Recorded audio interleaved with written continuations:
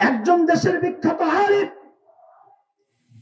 তার স্ত্রীকে নিয়ে নীরবে কিছু সময় কাটানোর জন্য বেড়াতে গিয়েছিলেন। সেইটাকে আমরা মিডিয়া বানিয়েছি তিনি পর নারীকে নিয়ে ঘুরতে গিয়েছেন।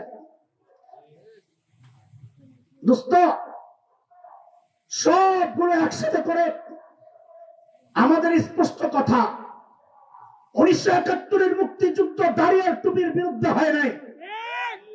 71-এর মুক্তিযুদ্ধ ইসলামের বিরুদ্ধে হয় নাই। 71-এর মুক্তিযুদ্ধ ছিল মজলুমের বিরুদ্ধে, জালেমের প্রতিরোধ। 7ই মার্চের স্বাধীনতার মহান ঘোষকের সেই তপ্ত ভাষণ আজ আমাদেরকে আন্দোলিত করে।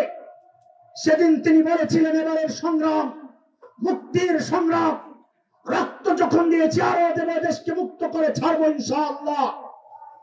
স্বাধীনতার মহান ঘোষক যেই মুক্তিযুদ্ধের ডাক দিয়েছেন ইনশাআল্লাহ পরে, ওই মুক্তিযুদ্ধ দাড়ি আর টুপি ইসলামের বিরুদ্ধে হতে পারে না। আমরা গর্বের সাথে লক্ষ্য করেছি, কয়েক বছর আগে এক সংগঠন মুক্তিযোদ্ধাদেরকে সমন্বয় টেস্ট দিয়েছে। আমরা গর্বের সাথে লক্ষ্য করেছিলাম অধিকাংশ মুক্তিযোদ্ধার মুখে দাড়ি, মাথায় টুপি।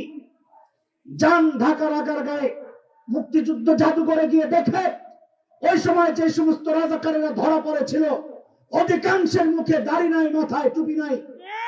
ইতিহাস পরে আমরা জেনেছি বহু মুক্তিযুদ্ধ অভিযানে বের হওয়ার সময় 2 রাকাত সালাতুল হাজত পড়ে বের হতেন।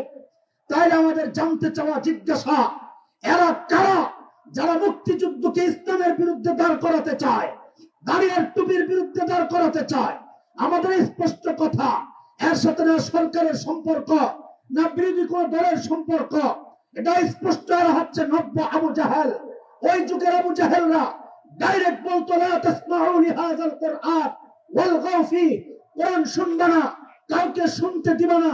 এই যুগের আবু জাহেলরা ডাইরেক্ট বলে না, শয়তান তার পদ্ধতি পরিবর্তন করেছে, এমন এক পদ্ধতি গ্রহণ করেছে, অপপ্রচার অপবাদের মাধ্যমে একটা নষ্ট প্রজন্ম তৈরি করতে চাচ্ছে, যেই নষ্ট প্রজন্মের অন্তরে দাড়ির প্রতি ঘৃণা তৈরি করে দিবে, টুপির প্রতি ঘৃণা তৈরি করে দিবে।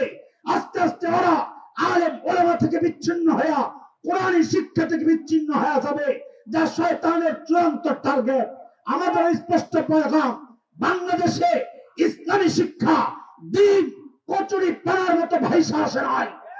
এই দেশের জমিনে শাহজালাল মেহনত করেছে, এই দেশের জমিনে আল্লামা আহমদ শফীর চোখের পানি পড়েছে, এই দেশে হযরত হাফিজের চোখের পানি পড়েছে, এই দেশে হযরত কোহরপুরীর সেজদায় দেশের জমিন সাক্ষী।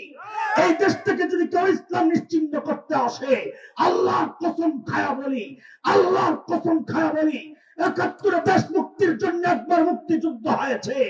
ঈমান রক্ষায়, ইসলামী শিক্ষা ব্যবস্থা রক্ষায়, মাদ্রাসা রক্ষায়, মানচিত্র রক্ষায় যদি আরেকটি যুদ্ধের প্রয়োজন হয়, আবার যুদ্ধ হবে, আবার যুদ্ধ হবে।